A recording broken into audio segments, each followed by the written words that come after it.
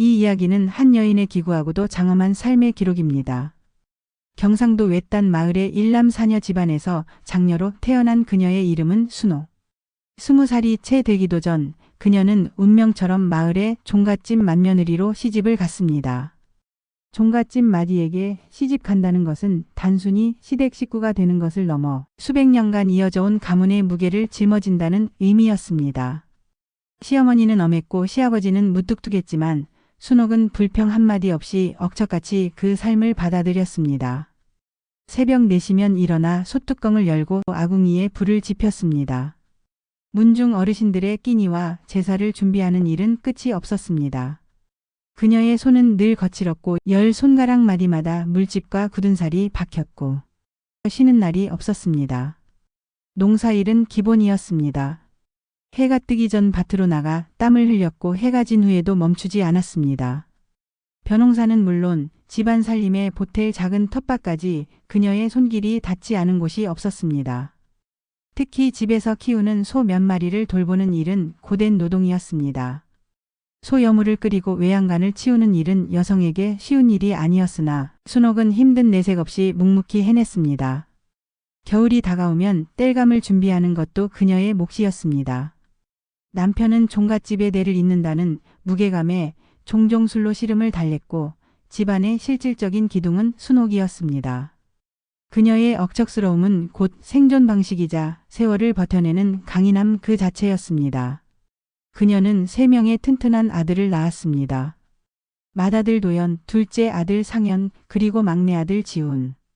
아들들의 해맑은 웃음만이 고된 삶 속에서 그녀에게 허락된 유일한 기쁨이자 위안이었습니다. 순옥은 이 3 아들을 위해 자신의 모든 것을 바쳤습니다. 그녀의 삶은 고난의 연속이었으나 그 고난 속에서 꽃피운 강인함은 이 집안을 지탱하는 뿌리가 되었습니다. 순옥은 잠자리에 들 때마다 자신의 삶이 혹독한 운명 같다고 생각했지만 아들들을 보며 다시 일어설 힘을 얻었습니다. 농번기에는 허리가 펴지지 않았고 겨울에는 손끝이 늘 갈라져 피가 맺혔지만 그녀는 이를 당연하게 여겼습니다. 남편에게 기대기보다 스스로 일어서는 법을 배웠던 것입니다.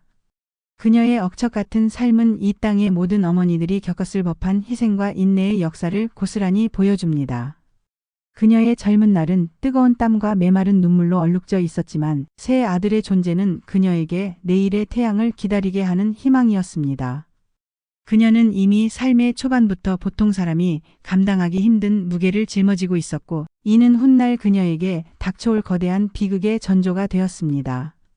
그녀의 운명적인 삶은 이제 막 본궤도에 오르고 있었습니다. 순옥은 3 아들을 키우며 더욱 강해졌습니다. 맏아들 도연은 든든했고 둘째 상현은 영리했으며 막내 지우는 부침성이 좋았습니다. 아들들이 성장할수록 집안의 웃음소리는 커졌지만 그만큼 교육비와 생활비의 부담 또한 무거워졌습니다.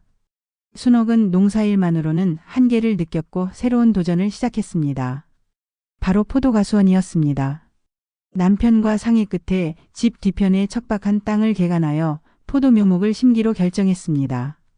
포도 농사는 고도의 기술과 끈기가 필요한 일이었지만 순옥은 새로운 활력을 얻어 포도밭을 일구는 데 온 힘을 쏟았습니다. 하지만 행복은 오래가지 않았습니다. 남편은 60대 초반의 비교적 이른 나이에 지병으로 세상을 떠났습니다. 평생 종갓집의 무게에 짓눌려 살았던 남편은 짐을 내려놓을 시기가 되자 허무하게 순옥의 곁을 떠났습니다. 남편이 세상을 떠나자 순옥은 한동안 말을 잃었습니다. 겉으로는 무뚝뚝했지만 묵묵히 그녀의 곁을 지켜주던 유일한 버팀목이었기 때문입니다. 하지만 순옥에게는 슬픔에 잠겨 있을 여유가 없었습니다. 3 아들과 포도밭이 그녀를 기다리고 있었기 때문입니다. 그녀는 남편의 목까지 짊어지고 억척같이 포도가수원을 키워나갔습니다. 포도가수원은 그녀의 땀과 눈물로 풍성해졌습니다. 무거운 포도송이를 솎아내고 약을 치고 밤늦도록 포도를 포장하는 일이 반복되었습니다. 해마다 포도 수확철이 되면 그녀는 허리가 끊어질 듯 아팠지만 포도 판매로 들어오는 수입은 아들들의 학비를 충당하고도 남았습니다. 그녀는 아들들이 도시에서 좋은 교육을 받고 자신처럼 고된 농사일을 하지 않기를 간절히 바랐습니다. 둘째 상현과 막내 지우는 대학에 진학하여 도시로 떠났지만 맏아들 도연은 고향에 남아 어머니의 곁을 지키며 농사일을 도왔습니다. 도연은 우직하고 성실하여 순옥에게 큰 힘이 되었습니다. 순옥은 도연에게만은 자신의 고된 삶을 물려주고 싶지 않았지만 도연은 어머니의 곁을 떠나려 하지 않았습니다. 도연이 결혼하여 며느리를 맞이하고 곧이어 세 남매의 귀여운 손주들을 안겨주었을 때 순옥은 비로소 삶의 보람을 느꼈습니다. 종갓집의 대를 잇고 아들들이 번성하는 모습은 그녀의 평생 수건과 같았습니다. 평화로운 날들이 이어지는 듯 했습니다. 순옥의 마음속 깊은 곳에는 이제 편안한 노년을 맞이할 수 있을 것이라는 작은 희망이 싹트고 있었습니다. 그녀는 자신의 억척스러운 삶이 드디어 보상받는 시기가 오고 있다고 믿었습니다. 하지만 운명의 신은 순옥에게 너무나 잔혹했습니다. 그녀의 삶에 드리워진 거대한 비극의 그림자는 이제 막 시작되고 있었던 것입니다. 순옥의 인생을 뿌리째 흔든 첫 번째 운명의 칼날은 맏아들 도연에게 닥쳤습니다. 도연이 30살 되던 해 포도밭에서 막 수확한 포도를 싣고 도시의 도매시장으로 향하던 중이었습니다. 늦은 밤 건널목을 지나던 도중 갑작스러운 기차 사고로 도연은 그 자리에서 세상을 떠났습니다. 청천벽력 같은 소식이었습니다. 순옥은 아들의 죽음 앞에서 통곡했습니다. 우직하고 든든했던 맏아들, 평생 자신의 곁을 지켜주겠다던 아들이었습니다. 그녀는 세상이 무너지는 고통을 느꼈고 왜 하필 자신에게 이런 시련이 닥치는지 하늘을 원망했습니다. 온몸에 피가 식는 듯했고 슬픔은 그녀를 질식시킬 것만 같았습니다. 도연이 남긴 것은 어린 세 남매와 젊은 며느리였습니다. 3살, 5살, 7살의 어린 손주들은 영문도 모른 채 할머니의 치마폭에 매달려 울었습니다. 28살의 젊은 며느리는 삶의 의욕을 잃고 넋을 놓았습니다. 순옥은 이 모든 것을 끌어안아야 했습니다. 슬픔에 잠겨 있을 수만은 없었습니다. 그녀는 맏아들을 잃은 슬픔을 가슴 깊은 곳에 묻어두고 다시 포도밭으로 나갔습니다. 며느리와 손주들은 도연이 그녀에게 남긴 마지막 유산이었습니다. 이들을 지키고 키워내는 것이 곧 아들을 향한 마지막 사랑이라고 순옥은 생각했습니다. 순옥은 며느리에게 친정으로 돌아가라고 권하지 않았습니다. 내가 가버리면 이 아이들은 누가 키우니? 너도 내 딸이다. 여기 있어라. 순옥의 말에 며느리는 눈물을 쏟으며 시어머니의 손을 잡았습니다. 그날부터 순옥의 삶은 어린 손주들과 며느리를 위한 헌신으로 다시 채워졌습니다. 그녀는 며느리가 제가 하는 것을 막지 않았지만 며느리는 순옥의 곁을 떠나지 않고 시어머니와 함께 아이들을 키우는 길을 택했습니다. 순옥은 포도가수원을 더욱 확장했습니다. 손주들의 학비를 대고 며느리의 생활을 책임져야 했기 때문입니다. 남편 없이 홀로 농사일과 살림, 그리고 4명의 자녀들째 막내 아들 포함하 3명의 손주 1명의 며느리까지 총 8식구의 생계를 책임지는 억척 같은 어머니이자 할머니가 되었습니다. 그녀의 눈물은 포도밭의 거름이 되었고 그녀의 슬픔은 굳게 담은 입술 뒤로 숨겨졌습니다. 하지만 밤이 되어 홀로 남편과 아들의 사진을 마주할 때면 순옥은 소리 없는 통곡을 했습니다. 그녀의 삶은 이미 보통의 고난을 넘어 운명이 그녀에게 부여한 가혹한 짐이었습니다. 그녀는 그 짐을 묵묵히 짊어졌고 이 시련은 그녀의 강인함을 더욱 단단하게 벼려냈습니다. 맏아들 도연의 죽음 이후 순옥의 삶은 슬픔과 헌신이라는 2개의 강물 위를 흘러갔습니다. 그녀는 며느리와 손주들을 친자식처럼 키워냈습니다. 어린 손주들은 할머니의 정성에 힘입어 씩씩하게 자랐고 며느리는 시어머니를 친어머니처럼 따랐습니다.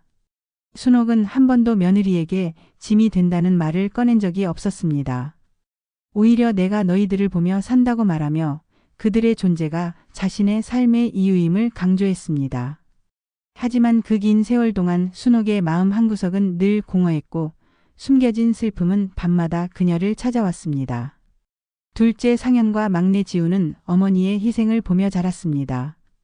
그들은 어머니에게 짐이 되지 않기 위해 학업에 더욱 매진했고 장성하여 도시로 떠나 사업을 시작했습니다.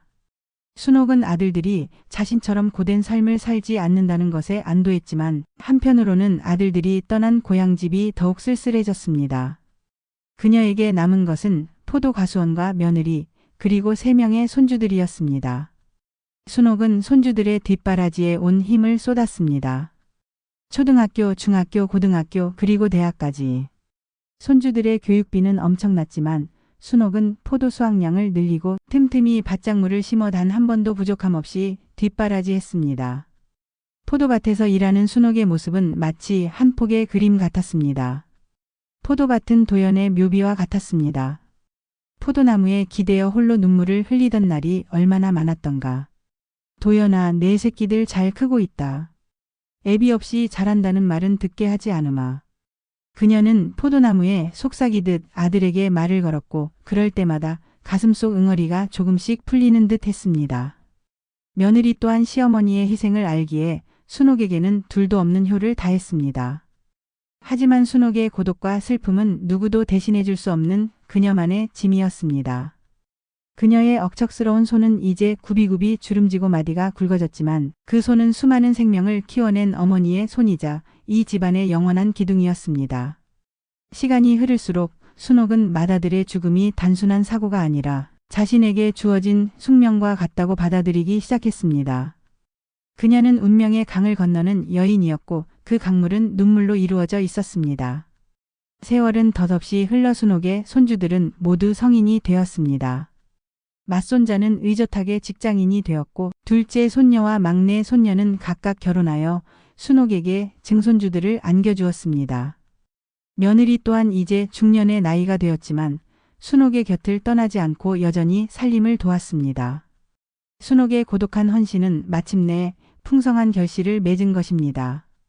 둘째 아들 상현은 서울에서 사업에 성공하여 번듯한 회사를 차렸고 막내 아들 지훈 역시 지방에서 탄탄한 자리를 잡아두 아들 모두 어머니에게 자랑이 될 만큼 잘 살고 있었습니다. 누구 하나 어머니를 소홀히 대하는 아들이 없었습니다. 순옥은 마침내 고된 포도 농사 일을 며느리와 상현에게 맡기고 조금이나마 여유로운 시간을 보낼 수 있게 되었습니다. 그녀는 아들들과 며느리에게 나무랄 데 없는 삶을 살았다고 스스로 인정했습니다. 맏아들의 부재라는 거대한 구멍이 그녀의 마음속에 영원히 남아 있었지만 나머지 가족들의 성공과 행복이 그 구멍을 에워싸고 있었습니다. 특히 손주들이 찾아와 재롱을 부릴 때면 순옥은 맏아들 도연의 환생을 보는 듯 했습니다. 맞손자는 도연을 꼭 닮아 우직했고 순옥은 맞손자를 볼 때마다 아련한 슬픔과 따뜻한 사랑을 동시에 느꼈습니다. 그녀의 삶에 평온이 찾아온 듯 했습니다.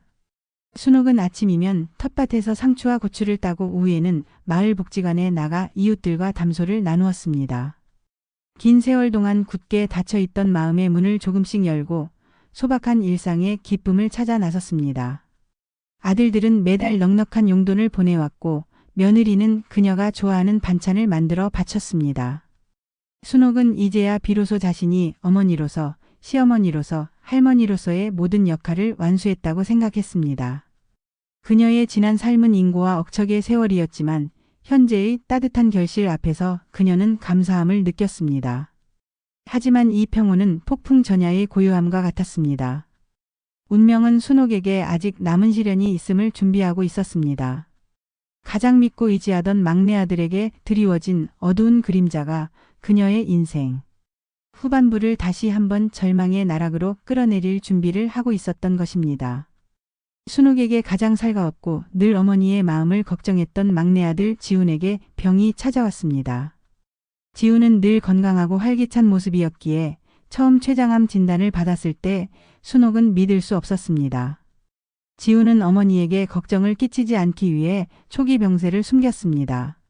하지만 순옥은 아들의 얼굴색이 좋지 않고 식사량이 줄어드는 것을 직감적으로 알아챘습니다. 어머니의 지묘한 추궁 끝에 지훈은 끝내 눈물을 흘리며 병명을 고백했습니다. 순옥은 그 자리에서 주저앉아 통곡했습니다. 왜 하필 너에게, 왜 또다시 내 아들에게 이런 병이 닥치는 것이냐. 그녀는 절규하며 하늘을 원망했습니다. 맏아들을 먼저 떠나보낸 상처가 채 아물기도 전에 막내 아들마저 생사의 기로에 서게 되었습니다. 순옥은 70대의 노부에도 불구하고 아픈 막내 아들을 위해 모든 것을 바쳤습니다. 도시에 있는 지훈의 집으로 거처를 옮겨 아들의 병간호에 전념했습니다. 지훈의 곁을 지키며 온갖 민간요법과 약재를 구하러 다녔고 아들의 고통을 덜어주기 위해 밤낮 없이 기도했습니다. 지훈은 어머니의 극진한 간호에도 불구하고 병세가 호전되지 않았습니다. 췌장암은 너무나 빠르게, 너무나 잔인하게 지훈의 몸을 잠식해 들어갔습니다. 순옥은 아들의 야윈 몸을 볼 때마다 가슴이 찢어졌습니다. 차라리 내가 대신 아팠으면. 그녀는 매일 밤 자신의 운명을 저주했습니다. 둘째 아들 상현과 며느리들, 손주들 모두 지훈을 살리기 위해 힘썼지만 역부족이었습니다. 지훈은 어머니의 손을 잡고 어머니 너무 힘들게 살지 마세요. 이제 그만 쉬세요. 라고 말할 때마다 순옥은 눈물을 쏟았습니다. 아들의 마지막 가는 길마저 어머니를 걱정하는 모습에 그녀는 더욱 괴로웠습니다. 맏아들을 잃었을 때의 슬픔은 갑작스러운 충격이었다면 막내 아들의 병은 오랜 시간 동안 그녀의 심장을 서서히 갉아먹는 고통이었습니다. 그녀는 두 아들을 모두 잃을지도 모른다는 생각에 잠 못 이루는 밤을 보냈습니다. 지훈의 병실 창밖으로 보이는 도시의 불빛은 그녀의 슬픔과는 대조적으로 너무나 밝게 빛나고 있었습니다. 순옥은 침상에 기대어 잠든 아들의 얼굴을 바라보며 자신의 남은 생을 아들에게 줄 수 있다면 기꺼이 그러겠다고 다짐했습니다. 그녀의 삶은 이제 마지막 시험대에 올라 있었습니다. 운명의 여인은 또다시 그녀의 가장 소중한 것을 앗아가려 하고 있었던 것입니다. 막내 아들 지훈은 어머니의 극진한 간호에도 불구하고 병마를 이겨내지 못했습니다. 진단 후 채 1년도 되지 않아 지훈은 순옥의 품에서 조용히 숨을 거두었습니다. 그날 병실에는 순옥과 지훈의 아내 그리고 두 아들이 지켜보고 있었습니다. 지훈이 마지막 숨을 거두자 순옥은 소리조차 낼 수 없었습니다. 맏아들의 죽음 때는 절규했지만 막내 아들의 죽음 앞에서는 모든 감각이 마비되는 듯 했습니다. 그녀는 그저 아들의 차가워진 손을 잡고 텅 빈 눈으로 천장만을 응시했습니다. 세상에 하나도 아니고 두 아들을 먼저 보내야 하는 이 기구한 운명이 그녀에게만 주어진 저주처럼 느껴졌습니다. 장례식은 슬픔과 침묵 속에서 진행되었습니다. 둘째 아들 상현과 며느리들, 손주들 모두 눈물로 지훈의 마지막 길을 배웅했습니다. 상현은 어머니의 야윈 모습을 보며 오열했고 순옥은 아들의 슬픔을 달래주기는커녕 스스로 일어설 힘조차 없었습니다. 두 아들을 가슴에 묻은 어미의 심정을 누가 알 수 있을까? 그녀는 관이 땅에 묻히는 순간 자신의 심장도 함께 묻히는 것 같았습니다. 그녀의 삶의 의미였던 아들 둘이 모두 그녀의 곁을 떠났습니다. 맏아들 도연의 상실은 그녀를 억척같이 살게 하는 동력이었지만 막내 아들 지훈의 상실은 그녀의 모든 의지를 꺾어버렸습니다. 지훈이 떠난 후 순옥은 고향집으로 돌아왔습니다. 넓은 집이 텅 빈 듯 느껴졌고 지훈의 방을 지날 때마다 그녀의 발걸음은 무거웠습니다. 그녀는 맏아들 도연의 방과 막내 아들 지훈의 방을 오가며 두 아들의 채취를 찾았습니다. 두 아들의 빈자리는 순옥의 노년에 드리워진 가장 어둡고 무거운 그림자였습니다. 그녀는 맏아들의 어린 손주들을 키워내며 버텼던 힘이 이제는 남아있지 않음을 깨달았습니다. 그녀는 밥을 넘기지 못했고 잠을 이루지 못했습니다. 밤마다 두 아들을 부르며 울부짖었고 그녀의 눈물은 이 집안의 기구한 역사를 증명하는 슬픔의 강이 되었습니다. 순옥은 생각했습니다. 왜 나는 이렇게 가혹한 운명을 살아야 하는가? 종갓집 맏며느리로서의 헌신, 어머니로서의 희생, 이 모든 것이 왜 두 아들의 상실이라는 처절한 대가로 돌아와야 했는가? 그녀는 삶의 의미를 잃었고 희망이라는 단어는 그녀의 사전에서 완전히 사라진 듯 했습니다.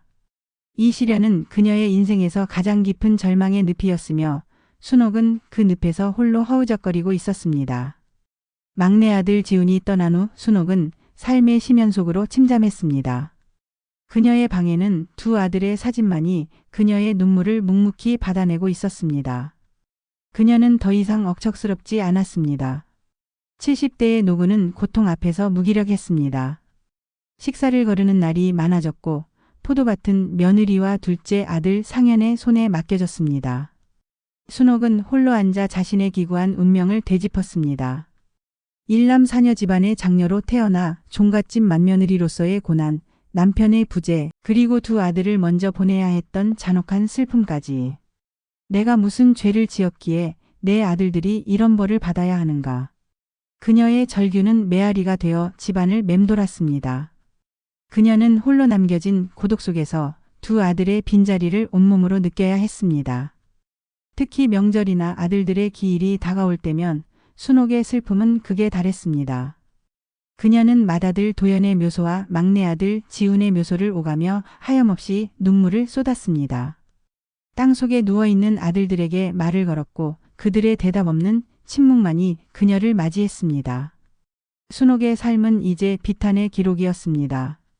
그녀는 세상의 모든 어머니들 중에서 가장 슬픈 운명을 타고났다고 스스로를 단정했습니다. 아픔은 그녀를 집어삼키는 듯 했지만 그녀의 몸속에는 오랜 세월, 억척같이 살아온 강인한 생명력이 남아 있었습니다. 그녀는 고통 속에서도 문득 아직 곁에 남아있는 둘째 아들 상현과 며느리 그리고 7명의 손주, 증손주들을 떠올렸습니다. 이들이 그녀의 삶의 마지막 끈이었습니다. 그녀는 두 아들의 죽음이 남긴 슬픔을 영원히 안고 살아가야 했지만 그 슬픔 속에서 남겨진 이들을 지켜보는 것 또한 그녀의 마지막 임무라고 생각했습니다. 그녀의 운명은 슬픔과 헌신의 경계를 넘어 이제는 영원한 모성애의 상징이 되어가고 있었습니다. 지훈의 죽음으로부터 1년의 시간이 흘렀습니다. 순옥의 슬픔은 사라지지 않았지만 그 깊은 슬픔은 이제 그녀의 삶의 일부가 되어 천천히 가라앉고 있었습니다. 그녀는 두 아들의 상실을 운명으로 받아들이는 법을 배우기 시작했습니다. 그녀의 눈물은 여전히 마르지 않았지만 그 눈물 속에는 남겨진 가족들을 향한 따뜻한 사랑과 책임감이 깃들어 있었습니다. 그녀는 이제 더 이상 슬픔에 잠겨 밥을 거르지 않았습니다. 둘째 아들 상현이 걱정하지 않도록 며느리와 손주들이 자신을 돌보느라 힘들어하지 않도록 스스로 건강을 챙기기 시작했습니다. 순옥은 더 이상 자신의 운명을 저주하지 않았습니다. 대신 그녀에게 허락된 남은 시간을 감사하며 살기로 했습니다. 마을 복지관에서 친구들과 웃고 증손주들의 손을 잡고 동네를 산책했습니다. 그녀의 삶은 고난의 연속이었지만 그 고난 속에서 키워낸 강인함은 어떤 역경에도 무너지지 않는 거대한 뿌리가 되었습니다. 그녀는 두 아들을 잃었지만 수많은 자식과 손주들의 사랑을 얻었습니다. 이들의 행복이 곧 그녀의 마지막 기쁨이자 두 아들에게 바치는 가장 아름다운 헌사였습니다. 70대의 순옥은 이제 더 이상 억척스러운 종갓집 맏며느리가 아니었습니다. 그녀는 운명의 강을 건너 모든 슬픔을 수용하고 남은 사랑으로 삶을 피워내는 위대한 어머니였습니다. 그녀의 기구한 삶은 눈물로 가득했지만 그 눈물은 결국 그녀를 더욱 강인하게 만들었습니다. 그녀는 여전히 두 아들을 가슴에 묻고 살아가지만 그 슬픔 속에서 새로운 의미와 평화를 찾아낸 여인이었습니다.